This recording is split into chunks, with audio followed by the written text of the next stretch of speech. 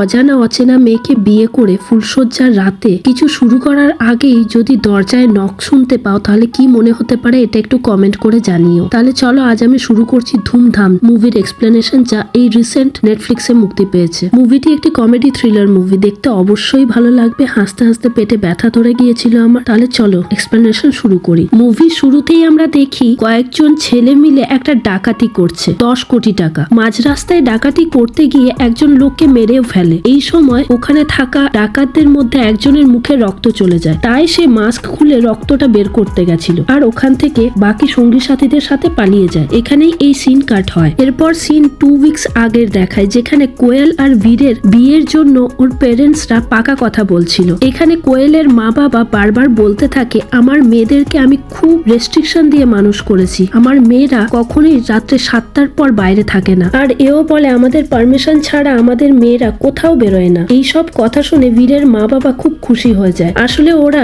এরকম রেস্ট্রিক্টেড বাড়ির মেয়েদেরকেই চাইছিল, যারা প্রথম থেকেই ঘরের মধ্যে বন্দি অবস্থায় কাটিয়েছে, বিয়ের পরেও এভাবে বন্দি ভাবে কাটাতে পারবে। এই জন্যই এদের কোয়েলকে খুব পছন্দ হয়ে যায়। এই সময় কোয়েলের মামা খুশবন্ত পুরোহিত মশাইকে নিয়ে চলে আসে, আর পুরোহিত মশাই এসে বলতে থাকে এই বিয়েটা যদি 2 উইকসের মধ্যে না হয় তাহলে এর পরের 2.5 বছর কোনো বিয়ের যোগ নেই এদের। আসলে এই বিয়েটা ওদের খুশবন্ত মামাই ঠিক করেছিল। এই কথা শুনে দুই পরিবারের লোকই এই বিয়ের জন্য রাজি হয়ে যায় আর বিয়ের জন্য তোড়জোড় শুরু করতে থাকে। এখানে বীরকে দেখে মনে হয় ও প্রথম মেয়ে দেখছে, ওর জীবনে প্রথম মেয়ে এসেছে এই কোয়েল। যা ফটো দেখছে কোয়েলের সবেতেই ও লাইক দিচ্ছে। পুরো ইনস্টাগ্রাম ফেসবুক ঘেটে ঘেটে ওর প্রোফাইল পিকচার দেখে ও আরো ফিদা হয়ে যায়। এখানে কোয়েলের বাড়ির কুকুরও বীরকে পছন্দ করতে শুরু করে। বীর এখানে প্রফেশনালি ভেটেরিনারি ডক্টর হয়। বীরের কোয়েলকে পছন্দ থাকলেও কোয়েলের ব্যাপারটা ঠিক মতো বোঝা যাচ্ছিল না। কিন্তু ব্যাচেলার পার্টিতে বীর যখন প্যারাগ্লাইডিং করতে গেছিল, ওই ভিডিও দেখে কোয়েলেরও বীরকে ভালো লাগতে শুরু করে। বীর কোয়েলের সাথে একটু আলাদাভাবে কথা বলতে চাইছিল, তাই বারবার ওকে আলাদা দেখা করার কথা বললেও ওর ফ্যামিলির সাথে পৌঁছে যাচ্ছিল, যে কারণে বীর ওর সাথে একা কথা বলতেই পারছিল না। বিয়ের 2 দিন আগে বীর গিফটের কিছু জিনিস নিয়ে কোয়েলের বাড়ি গিয়েছিল। ভেবেছিল হয়তো কোয়েলের সাথে কথা হবে, কিন্তু তাও হলো না। কোয়েলের জন্য একটা ফুলের বুকেও নিয়ে গিয়েছিল। ওই বুকেটা ওই বাড়ির কুকুর মুখ দিয়ে টেনে ছিঁড়ে ফেলে, যাতে বীর বিরক্ত হলেও কিছু বলে না। তার মানে বিয়ের আগে ওর আর কথা বলাই হলো না। যাই হোক, এই করতে করতে ওদের বিয়ে হলো। বিয়ের পরে ফার্স্ট নাইটে যখন দুজন পাশাপাশি বসেছিল, যেহেতু এর আগে ওরা একটাও কথা বলেনি একা দাঁড়িয়ে, তাই ওদের দুজনেরই খুব অস্বস্তি হচ্ছিল। কিছু করার আগেই কোয়েলের কাছে ওর বোনের ফোন আসে। ওর বোন বলে ওদের বাড়ির কুকুরে 2 দিন ধরে পটি হচ্ছে না, তাই জামাইবাবুকে যেন জিজ্ঞাসা করে এখন কি ওষুধ দিলে ওদের কুকুরটা পটি করবে। এই সময় কোয়েল খুব রেগে যায়, বলে আমি আমার বরের সাথে এখন ফার্স্ট নাইটে কুকুরের পটি নিয়ে কথা বলবো, আর ফোন কেটে দেয়। প্রথমেই বলে রাখি, ওরা ফার্স্ট নাইট কাটানোর জন্য একটা হোটেলের রুম বুক করেছিল। ওই রুমে যখন ওরা একটা কথা বলার টপিক পেয়ে গেল, সেই সময় 2জন লোক এসে দরজা নক করে। বীর খুলে দেখে 2জন অপরিচিত লোক এসে ওকে ধমকিয়ে জিজ্ঞাসা করছে চার্লি কোথায় আছে। এদিকে বীর তো জানেই না চার্লি কে বা কি জিনিস, মাখে না গায়ে দেয় না কি করে। ও তো ভাবা চাকা খেয়ে বলে আমি তো জানি না চার্লি কি কোথায় আছে, আর এরা সমানে ধমকাতে থাকে। যেখানে বীরের কিছু করার দরকার ছিল, বীর খুব পোলাইটলি কথা বলছিল ওদের সাথে, যে কারণে ওরা আরো পেয়ে বসছিল। এই সময় পুরো সিচুয়েশনটা হাতে নেয় কোয়েল। ওদের গায়ে গরম জল ফেলে দিয়ে ওদেরই বন্দুক ওদের ওপর তাক করে রুম থেকে বার করে দেয়, আর বীরকে নিয়ে ওদের ব্যালকনি থেকে পাশের রুমের ব্যালকনিতে চলে যায়, যাতে ওরা বুঝতে না পারে। যাই হোক, যেই 2জন গুন্ডা এসেছিল ওরা এদেরকে ধরতে পারেনি। এরপর ওরা পার্কিং এরিয়াতে পৌঁছে যায়। সেখানেও বীর গাড়িতে ওঠার পর বারবার নমস্কার করছে, সিট বেল্ট বাঁধছে, যেন ও নর্মাল একটা সিচুয়েশনে আছে। কোয়েল ওকে দেখে অবাক হয়ে যায়, করছেটা কি মানুষটা, এত মরালিটি নিয়ে বেঁচে আছে কি করে। পার্কিং এরিয়াতেও ওই 2জন গুন্ডা পৌঁছে গেলে বাধ্য হয় বীর ওখান থেকে বেরিয়ে যেতে। রাস্তা দিয়ে যাওয়ার সময়ও ও ট্রাফিক রুল ফলো করে যাচ্ছিল, যেখানে স্পিড লিমিট 40 সেখানে 60-এর উপরে উঠে যাচ্ছিল বলে ও নিজেই থতমত খেয়ে যাচ্ছিল। কোয়েলকে যতই বলছে পেছন দিক থেকে গুলি চলছে, তুমি কি গাড়ি চালাচ্ছ, একটু স্পিডে চালাও, কিন্তু ও বাবাজি মরালিটির বাইরে বেরোবে না, ট্রাফিক রুলও ফলো করবেই। বাধ্য হয়ে কোয়েল ড্রাইভিং সিটে বসে, মানে একদম বীরের কোলের ওপর বসিয়ে গাড়িকে উড়িয়ে নিয়ে যায়, লিটারালি উড়িয়ে নিয়ে যায়, যে কারণে ওই 2টো গুন্ডার কাছ থেকে ওরা কোনো রকমে বেঁচে যায়। এই সময় বীর জানতে চায় তুমি এরকম গাড়ি চালাচ্ছ কি করে। কোয়েল জানায় রাত্রে 11:30টার পর বিচে আমি কার রেসে পার্টিসিপেট করি। যা শুনে বীর বলে তোমার মা বাবা তো বলেছিল 7টার পরে তুমি বাড়ি থেকে বেরো না। উল্টে কোয়েল বলতে থাকে তার জন্য আমাকে থ্যাংক ইউ বলো, আজ আমি গাড়ি চালাতে জানতাম বলেই তোমাকে আমি বাঁচাতে পারলাম, না হলে ওই গুন্ডাগুলো আমাদেরকে গুলি মেরে উড়িয়ে নিয়ে চলে যেত। এরপর বীর পুলিশের কাছে যা যাওয়ার বদলে ওর মাকে ফোন করে, যেখানে ফোনটা ওর মা ধরার পরে ওখানেই ওই গুন্ডাদের মধ্যে একজন ছিল যে ওদের মা বাবার কাছেও পৌঁছে যায়, তাকে দিয়ে দেয়। সে বলতে থাকে, আমার পাঠানো ঠিকানাতে তুমি যেভাবেই হোক পরের দিন সকাল 8টার মধ্যে চার্লিকে পৌঁছে দেবে, নাহলে তোমার মা বাবা বাঁচবে না। এই সময় বীর গালাগালি কোথায় দেবে, ওই গুন্ডাকে বলতে থাকে, আমি এরপর হায়ার অথরিটির কাছে যাব, ডিফেন্স মিনিস্টারের কাছে যাব। ওই গুন্ডা বলে, তুমি যার কাছে খুশি যাও, যদি চার্লি না পাও তাহলে কিন্তু তোমার মা বাবা বাঁচবে না। ফোনটা নিয়ে জাস্ট মা বোন দিয়ে গালি দেওয়া শুরু করলো কোয়েল। ওই আওয়াজ শুনে বীরের চোখ তো পুরো ছানা বড়া হয়ে যায়, এই মেয়েটা এত কথা বলতে জানে। এরপর বীর আবার ট্রাফিক রুল ফলো করে সিট বেল্ট বেঁধে যখন আবার ড্রাইভিং করে যাচ্ছিল, ওই সময় হঠাৎ করে গুন্ডার গাড়ি ওদের গাড়িতে এসে ধাক্কা মারে। আর একটু হলেই ওরা হয়তো মারা পড়তো, যেহেতু ওদের সিট বেল্ট বাঁধা ছিল তাই কোনো রকমে বেঁচে যায়। ওই গুন্ডাগুলো চার্লির খোঁজ করতে করতে ওদেরকে ওদের গাড়ির ডিক্কির মধ্যে ভরে নিয়ে চলে যায় কোথাও। এখানে আমরা জানতে পারি বীরের ক্লাস্ট্রোফোবিয়া আছে, যে কারণে ও বন্ধ জায়গায় থাকতে পারে না, ওর দম আটকে যেতে শুরু করে। বীরের এই অবস্থা দেখে কোয়েলের মাথা খারাপ হতে শুরু করে। একেই তো এত ট্রাফিক রুল ফলো করে, এত মরালিটি নিয়ে বেঁচে আছে লোকটা, তার উপর আবার বন্ধ জায়গায় বন্ধ করে দিয়েছে ওদেরকে, তার উপর হাঁপাতে শুরু করেছে। আরো বিরক্ত হয়ে যায় আর তুই তোকারি কথা বলতে শুরু করে, যা শুনে বীর বলে, আমি তো তোমার বর, অ্যাটলিস্ট আমাকে আপনি দিয়ে তো কথা বলো এই প্রথম দিনে। কোয়েল এসবের পাত্তা দেয় না, বলে এরপর তুই থেকে তুতেও আমি নেমে আসতে পারি, তুমি আমাকে আর বিরক্ত করো না। এই সময় বীরের কাছে ফোন আসে একজন সিআইডি অফিসারের, যার নাম সঞ্জয় হয়। সেও ফোন করে বীরকে জিজ্ঞাসা করে চার্লির ব্যাপারে। চার্লি বলে, আরে চার্লি জিনিসটা কি আমি কিছুই জানি না, আমি বলবো কি করে কোথায় আছে। এখানে আমাদের কাছে ক্লিয়ার হয় আসলে চার্লি জিনিসটা কি। ওই সিআইডি অফিসার বলতে শুরু করে, একটা লোকাল থানাতে 10 কোটি টাকার একটা টিপ পায় ওরা, ওটা ক্রিকেট বেটিং এর জন্য। এই টিপটা পাওয়ার পর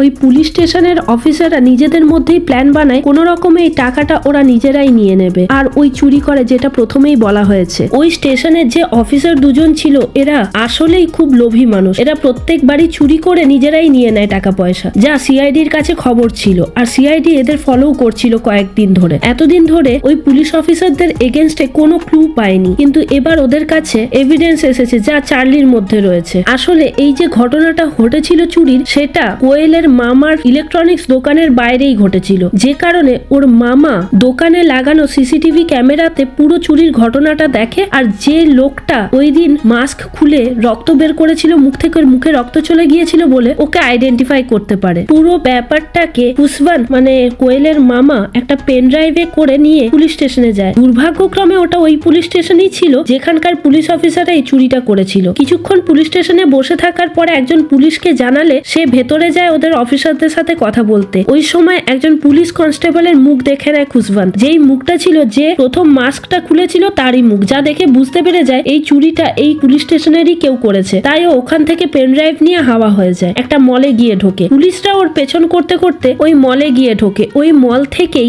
বীর গিফট কিনে কোয়েলের বাড়ি গিয়েছিল দিতে। চার্লির পেন ড্রাইভটা ওই গিফটের মধ্যেই দিয়ে দিয়েছিল খুশবন্ত মানে কোয়েলের মামা। এবার বাকি পুলিশ অফিসাররা কোয়েলের মামাকে ধরে পেটাতে শুরু করে ওই পেন ড্রাইভের জন্য। অনেক টর্চার সহ্য করার পর খুশবন্ত পুরো সত্যিটা জানিয়ে দেয় যে বীরের গিফট প্যাকেটে ও ওই চার্লির পেন ড্রাইভটা ফেলে দিয়েছে। সব জানার পর এত মার মেরেছিল পুলিশ, খুশবন্ত প্রায় আধমরা হয়ে যায় না মারা যায়। পুলিশ বুঝতে পারে না, ওকে মাঝ রাস্তায় ফেলে দিয়ে চলে আসে মরা ভেবে, কিন্তু তখনও খুশবন্ত মারা যায় না। ওকে ওই রোডে কিছু লোক দেখতে পেয়ে হসপিটালে ভর্তি করে। হসপিটালে গিয়ে খুশবন্ত সিআইডি অফিসারকে ডাকিয়ে সমস্ত সত্যি ঘটনা জানিয়ে দেয়। এবার ওই সিআইডি অফিসার সঞ্জয় বলে, তুমি পুলিশের হেল্প না নিয়ে কোনোভাবেই হোক ওই চার্লির পেন ড্রাইভ খুঁজে সিআইডি অফিসে গিয়ে তোমাকে জমা দিতে হবে, আর আমরা কোনো রকমে তোমার মা বাবাকে বাঁচিয়ে নেব, ওই চিন্তা করো না, তুমি শুধু ফোকাস রাখো ওই পেন ড্রাইভটা খোঁজার জন্য। এবার আসল মজা শুরু হয়, কারণ কোয়েলের মনেই নেই ওই গিফট গুলো কাকে কাকে দিয়েছে। এরই মাঝে গুন্ডারা যে ওদের নিয়ে যাচ্ছিল ওদের শুশু পাওয়ার জন্য দুজনই গাড়ি থেকে নেমে যায়, আর নো পার্কিং জোনে ওদের গাড়ি দাঁড় করিয়ে রেখেছিল, যে কারণে পুলিশের গাড়ি এসে ওদের গাড়ি টেনে নিয়ে চলে যায়। আর বীর আর কোয়েল ওই গুন্ডাদের থেকে বেঁচে যায় ওই সময়ের জন্য। বীর বারবার কোয়েলকে মনে করতে বলে, ওই গিফট গুলো কাকে কাকে দিয়েছো একবার মনে করে দেখো। সেই সময় কোয়েল জানে এটা তো আমি বলতে পারবো না, এটা আমার বন্ধু কানিকাই বলতে পারবে, কারণ ব্যাচেলারের দিনে আমার সাথে ওই কানিকাই ছিল। তাই বীর আর কোয়েল কানিকার কাছে যায়। এখানে বীর জানতে পারে কানিকা ওর মা বাবার নামে এনজিও তো খুলে রেখেছে, কিন্তু ও এনজিও তে কাজবাজ করে না, ও আসলে ডিজে, একটা ডান্স ক্লাবে ও ডিজে চালায়। যা শুনে হকচকিয়ে যায় একেবারে বীর, কারণ ও নিজেও খুব কনজারভেটিভ টাইপের। একে একে কোয়েলের সব বান্ধবী নিজের ব্যাপারে নানা রকম সিক্রেটস ও জানতে পারছে। এতদিন পর্যন্ত পর্যন্ত কিছুই জানতো না, জানতো খুব সাদাসিধে ফ্যামিলি, কিন্তু ওই বাড়ির কিংবা ওর সার্কেলের কেউই খুব একটা সিধে সাদা নয়, যে কারণে বীর খুব কথা শোনাতে থাকে কোয়েলকে, তোমরা মেয়েরা কিভাবে এত উচ্ছন্নে যেতে পারো, নিজের মা বাবাকে উল্টোপাল্টা বলে। যা শুনে কোয়েল পুরো ফেটে যায়, কারণ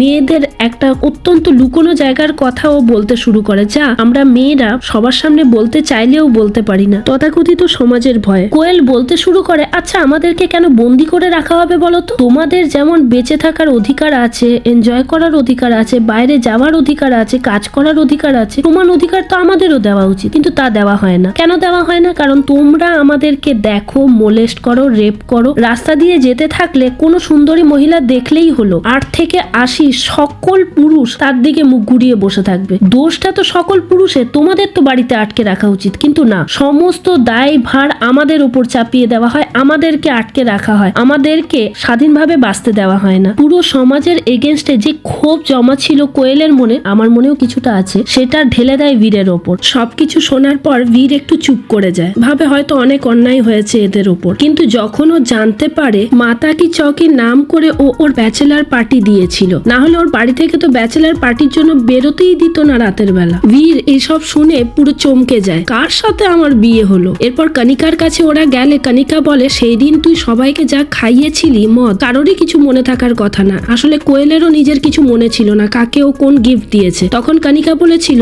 ওকে 2টো গিফটের প্যাকেট দেওয়া হয়েছিল, যা এখন ওর কাছে নেই। অনেক রিকোয়েস্ট করার পর কণিকা বলতে থাকে ওটা আরিয়ার কাছে আছে। আরিয়া কোয়েলের এক্স বয়ফ্রেন্ড। কোয়েল জানতে পারে তখনই আরিয়ার সাথে কণিকার একটা রিলেশনশিপ তৈরি হয়েছিল, ওরা সিচুয়েশনশিপে ছিল আর কি। যা জানার পর প্রচন্ড মার খায় কণিকা কোয়েলের হাতে, যা দেখে বীর পুরো শকে চলে যায়। যাই হোক, কোনো রকমে ওর নিজেকে একটু এক্সট্রোভার্ট করে সব মেনে নিলেও যখন বাইরে বেরিয়ে দেখে কোয়েল মদ খেতে বসেছে, এটা মেনে নিতে, হজম করতে ওর খুব কষ্ট হয়। সেই সময় 2টো গুন্ডা ওদের পেছন করতে করতে ওই ক্লাবে পৌঁছে যায়, যেখানে বীরের ওদের মারার কথা। বীর ভয়ে লুকোতে থাকে, ওদেরকে কোয়েল পুরো শায়েস্তা করে দেয়, এমন মেরে অবস্থা করে ওই 2জন পালানোর পথ পায় না। তারপর আরিয়ার বাড়ি যায় ওরা দুজনে মিলে। আরিয়ার বাড়িতে গেলে আরিয়া বীরকে দেখে বুঝতে পারে ওর পার্সোনালিটি কিরকম, যা দেখে আরিয়া বীরের সামনেই লাইন মারতে থাকে কোয়েলের ওপর। কোয়েলকে বলতে থাকে, আরে তুমি তো আমাকে ভালোবাসতে, এই কোন আজুবাকে বিয়ে করে নিয়েছো তুমি? আমি জানি আমাকে শায়েস্তা করতেই, যেহেতু কণিকার সাথে রিলেশনশিপ ছিল, তুমি রিভেঞ্জ নেওয়ার জন্যই বীরকে বিয়ে করেছো, নাহলে বীরের মতো ছেলের মুখ তুমি লাগবে না, আমি সব ভালো করে জানি। এরই মাঝে কোয়েল গিয়ে সমস্ত গিফট প্যাক গুলো খুঁজে নেয়, যে 2টো গিফট প্যাক ওর কাছে ছিল, তার মধ্যে ওই চার্লি নামের কোনো পেন ড্রাইভ ছিল না। তারপর ওরা নিচে আসে, তাও আবার আরিয়াকে ভীষণ জোরে মেরে আসে, যাতে ও আর কারোর সাথে ফ্লার্ট করার অবস্থায় না থাকে। নিচে এসেই কোয়েল কাঁদতে শুরু করে, বীর ওকে কোনো রকমে সামলাতে থাকে, আর ওদের মধ্যে ডিভোর্সেরও কথা হয় ওই সময়। বীর বলতে শুরু করে, আমি তোমার কাছে আরিয়ার রিপ্লেসমেন্ট হয়ে আসতে চাইনি, আমি চেয়েছিলাম দুজনে মিলে একটা সংসার করব, দুজনে মিলে পুরো সংসারটাকে সামলাবো, কিন্তু সংসার সামলাতে গিয়ে নিজেদেরকেই যাতে সামলাতে না হয়, সেই জন্য আমি চাই না এই সম্পর্কটাকে এগিয়ে নিয়ে যেতে। এই চার্লি পেনড্রাইভের ঝামেলা মিটলেই আমরা 2 বাড়ির সাথে কথা বলে ডিভোর্সটা ফাইনাল করে নেব, তারপর যে যা নিজের মতো জীবন কাটাতে পারবো। এই বলার পর ওরা আবার ওখান থেকে বেরিয়ে অন্য কোথাও যেতে যায় ওই পেনড্রাইভ খোঁজার জন্য। আরো 2জন গুন্ডা ওদের পেছনে পড়ে যায়। ওই 2জন গুন্ডা বন্দুক বের করে এরপর যদি চার্লি কোথায় না বলে মেরেই ফেলবে, সেই সময় ওখানে বরযাত্রী পৌঁছে যায়, যার ভিড়কে কাজে লাগিয়ে ওরা ওখান থেকে বেরিয়ে যায়, আর একটা চোরের কাছ থেকে ওদের হাতে যে হাতকড়ি লাগানো ছিল সেটাও কাটিয়ে নেয়। ওখানে সামনেই একটা কনস্ট্রাকশন বিল্ডিং ছিল, ওখানে ঢুকে পড়ে। ওখানে যে ওয়াচম্যান ছিল সে ওদেরকে দেখে বন্দুক নিয়ে তেড়ে আসে, বলে আমরা এই খেতে বসেছি আর এক্ষুনি তোমরা এলে, কিসের জন্য এসেছো? এই সময় কোয়েল একটু নাটক করে বলে, আসলে আমাদের ইন্টারকাস্ট ম্যারেজ, আমি খ্রিস্টান আর ও হিন্দু, আমাদের বাড়ির লোক মেনে নেয়নি, তাই পেছনে পড়ে আছে আমাদেরকে গুলি করার জন্য, তোমরা প্লিজ আমাদেরকে বাঁচিয়ে নাও। এবার ওই ওয়াচম্যান খুব সাপোর্টিভ বেরোয়, আর ওদেরকে থাকার জায়গা দেয়, খাওয়ার জন্য খাবার দেয়। এই সময় ওরা ওই ওয়াচম্যানের হাজব্যান্ড ওয়াইফের কথা শুনে নিজেদেরও কিছুটা জানতে পারে। বীর এখানে ভেজিটেরিয়ান হয় আর কোয়েল নন ভেজিটেরিয়ান হয়। এইভাবে ওরা একে অপরকে একসাথে চলতে চলতে চিনতে শুরু করে। এই সময় আবার ওই 2টো গুন্ডা পৌঁছে যায় ওখানে। ওয়াচম্যান এদেরকে লুকানোর জন্য ওই আন্ডার কনস্ট্রাকশন সাইটে পাঠিয়ে দেয়, ওপরে যেতে বলে। ওরা ওপরে গেলে বীর বলে আমার অ্যাক্রোফোবিয়া আছে, মানে উঁচুর থেকে ভয় লাগা। যা শুনে কোয়েল বলে, তুমি তো কিছুদিন আগে প্যারাগ্লাইডিং এর ফটোশুটের ছবি দিয়েছিলে, ওটা তাহলে কি ছিল? বীর বলে, আসলে ওটা আমার বন্ধুরা গিয়েছিল ব্যাচেলার পার্টিতে প্যারাগ্লাইডিং করতে, আমি ওখানে ওদের ব্যাগপত্র দেখছিলাম, আমি নিজে আকাশে উড়িনি, আমার তো অ্যাক্রোফোবিয়া আছে। এখানে বীর খুব ভালো একটা কথা বলে, জানো আমি কেন অ্যানিমালের ডক্টর? কারণ অ্যানিমাল কাউকে কখনো ধোকা দেয় না, যা মানুষ দিতে পারে। চোখে চোখ রেখেও মিথ্যে কথা বলতে পারে। একটা অ্যানিমালের শুধু একটু ভালোবাসা চায়, তাহলেই ওরা অপরন্ত ভালোবাসা দিতে প্রস্তুত থাকে, কিন্তু মানুষের ক্ষেত্রে তা হয় না। যা শুনে কোয়েল বীরকে একটু একটু পছন্দ করতে শুরু করে তখন থেকেই। এরপর গুন্ডাগুলো ওদের পেছনেই পড়ে যায়। বীর এত ডেঞ্জারের মধ্যে থেকেও কোয়েলকে জিজ্ঞাসা করে, তোমরা যে ব্যাচেলার পার্টিতে গিয়েছিলে ওখানে একজন তো সোবার মানুষ থাকবে যে ড্রিঙ্ক না করে সমস্ত কিছু মনে রেখেছিল কাকে কি গিফট দিয়েছিলে, না সবাই তোমরা মাল খেয়ে টাল্লি হয়েছিলে? অনেক মনে করার পর কোয়েল বলতে থাকে, হ্যাঁ সানি নামের একজন লোক ছিল ওখানে যে হয়তো সম্পূর্ণ সত্যিটা বলতে পারবে। এখানে বীর জিজ্ঞাসা করে সানিটাকে ওখানের কি ওয়েটার ছিল? কোয়েল ওয়েটারের নাম শুনে একটু হেসে ফেলে। আসলে ওখানের ওয়েটার না, তোমরা কিছুক্ষণ পরেই জানতে পারবে। সানির কাছে গেলে ওর ড্রেস দেখে বুঝতে পারো একজন স্ট্রিপার হয়, যারা মেয়েদের মনোরঞ্জন করে। আজকে ওর শো আছে। তার সাথে সানি এটাও বলে, তুমি তো আমাকেও একটা ব্যাগ দিয়েছিলে যা বাড়িতে আছে, এখন আমি সেটা আনতে যেতে পারবো না, আমি কিছুতেই শো ছেড়ে যেতে পারি না, তার জন্য আমাকে টাকা দেওয়া হয়েছে। এই সময় বীর এগিয়ে এসে বলে, আমি সবটা ম্যানেজ করে নেব, তুমি প্লিজ তোমার বাড়ি গিয়ে ওই ব্যাগটা আনার চেষ্টা করো, না হলে যে গুন্ডাগুলো আমাদের পেছনে লেগেছে মেরে ফেলবে আমাদেরকে। সানি বাড়িতে ব্যাগ খুঁজতে গেলে বীর ওই ক্ষুধার্ত মহিলাদের মাঝখানে যায় যারা ওকে ছিঁড়ে খেতে চায়। প্রথমে তো জামা কাপড় খুলতেই চাইছিল না, শেষ পর্যন্ত সমস্ত কিছু খুলে ফেলে গান গাইতে গাইতে, যার পরে ওই মহিলাগুলো একটু শান্ত হয়। এখানেও কারো ব্যাচেলার পার্টি চলছিল। আসলে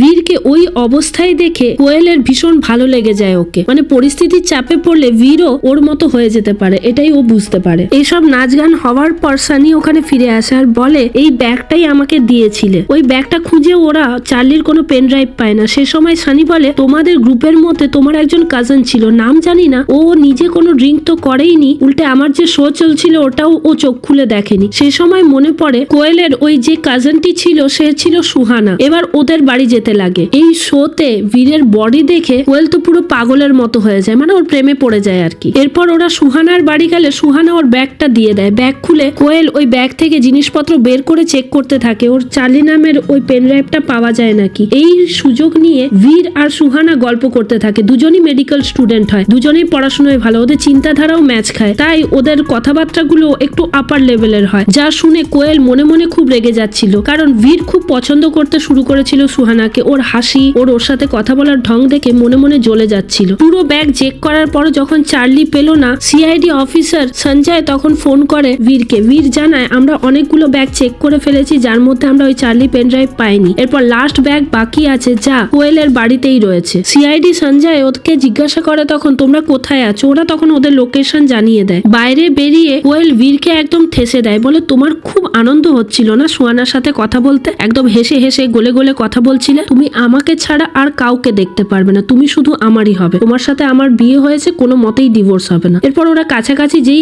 আসতে যাবে ওখানে আরো নতুন দুটো গুন্ডা পৌঁছে যায় আর ওরা কোয়েলকে তুলে নিয়ে চলে যায় ওদের সাথে। বীরকে বলে যায়, তুমি যেভাবেই হোক কাল সকাল 8টার মধ্যে ওই পেন ড্রাইভ খুঁজে ওদের দেওয়া ঠিকানাতে যেন পৌঁছে দাও, নাহলে তোমার বউকে বাঁচানো যাবে না কিন্তু। ওরা চলে যাওয়ার পর বীর পুরো একা পড়ে যায়, কি করবে না করবে ভেবে পাচ্ছিল না। এই সময় ওদের ফুলসজ্জার রাতে যে দুজন গুন্ডা ওদের কাছে পৌঁছেছিল তারা এসে পৌঁছে যায় আর বলতে থাকে, তুমি তাড়াতাড়ি ওই পেন ড্রাইভটা আমাদের হ্যান্ড ওভার করো। সে সময় বীর ওদের ধমকে চমকে বলতে থাকে, আমি সিআইডি অফিসারকে সব বলে দেবো, তোমরাই আমার পেছনে লেগে আছো, আমি জানি না কোথায় চার্লি ওই পেন ড্রাইভ, আমি সব জায়গা খুঁজে নিয়েছি আর একটা জায়গা বাকি আছে, ওখানে পেলেই হয়ে যায়। যে দুজন ছিল এবার ওরা বুঝতে পারে যে এ কি কথা বলছে। তখন ওরা বলে, সিআইডি অফিসার তো আমরা, তোমাকে কে বলেছে সিআইডি অফিসারের কথা? তখন বীর বলতে থাকে যে, কেন সিআইডি অফিসার সঞ্জয় আমাদেরকে ফোন করে বলেছে। তখন এরা বলে, সঞ্জয় কোনো সিআইডি অফিসার না, ও ওই পুলিশ স্টেশনে যেখানে ঘোটালাটা হয়েছে ওখানের ইনচার্জ, ওই এই চুরি ডাকাতিগুলো করিয়েছে, যার জন্য ও কেসে ফেসে আছে, আমরা এর ইনভেস্টিগেশন করছিলাম। তখন বীর বলে, আমাদেরকে মারার জন্য তোমরা পেছনে পড়ে আছো কেন? ওই দুজন অফিসার বলতে থাকে, আসলে আমরা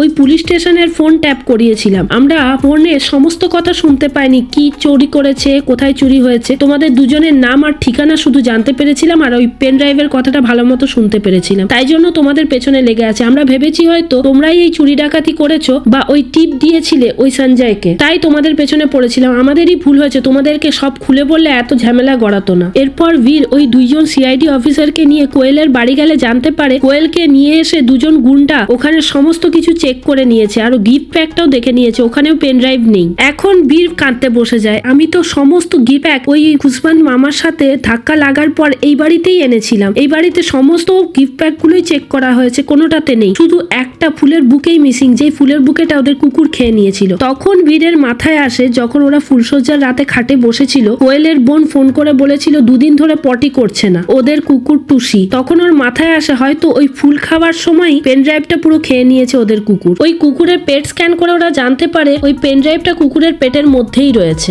বীর আর সিআইডি অফিসাররা প্ল্যান করে সিআইডি অফিসাররা বাইরে থাকবে, বীর কুকুরকে নিয়ে সঞ্জয়ের কাছে যাবে, সঞ্জয়কে কুকুরটাকে দিয়ে ওখানে কোয়েলকে ছাড়িয়ে নিয়ে আসবে, কারণ কোয়েলকে ওরা কোন অবস্থায় রেখেছে তা সিআইডি অফিসাররা জানে না, আর সঞ্জয়ের এগেনস্টে প্রুফও চায়, তাই একাই যাবে বীর। বীর একা কুকুর নিয়ে গেলে সঞ্জয় ওকে মারতে শুরু করে, কারণ কুকুরের পটি বের করে তো আর সঞ্জয় ওই পেন ড্রাইভটা নেবে না, সেটা ওকেই বের করতে হবে। এইভাবে ফাইট সিন চলাকালীন সঞ্জয় কোয়েলের গায়ে হাত দেয়, যা সহ্য করতে পারে না বীর, আর ওর মধ্যে অ্যাকশন হিরো জেগে ওঠে, সবাইকে মারতে শুরু করে। সঞ্জয়ের এগেনস্টে প্রুফ পাওয়ার পরেই সিআইডি অফিসার ভেতরে আসে আর ওই সব পুলিশ অফিসারদের অ্যারেস্ট করে নেয়। এখানে কোয়েলের মামা খুশবন্তকেও আটকে রেখেছিল সঞ্জয়ের লোকেরা। মারপিট করার পর সবাইকে অ্যারেস্ট করার পর ওরা আবার নিজেদের সম্পর্ক নিয়ে ভাবতে শুরু করে, কারণ ওরা একবার ডিভোর্সের কথা ভেবেই নিয়েছিল, কিন্তু মাঝখানে এত কিছু হয়ে গেছে ওদের মধ্যে, যার পর থেকে বীর কোয়েল বীরকে একটু একটু পছন্দ করা শুরু করে, আর দুজনেই দুজনকে সেকেন্ড চান্স দিতে চায়। এখানেই মুভিটি শেষ হয়। ভালো লাগলে অবশ্যই আমার চ্যানেলটিকে সাবস্ক্রাইব করে দিও, কারণ 1000টা সাবস্ক্রাইবার আমি কিছুতেই কমপ্লিট করতে পারছি না, এটা সবাইকে রিকোয়েস্ট করছি। তাহলে চলো দেখা হচ্ছে পরের কোনো ভিডিওতে। Thanks for watching.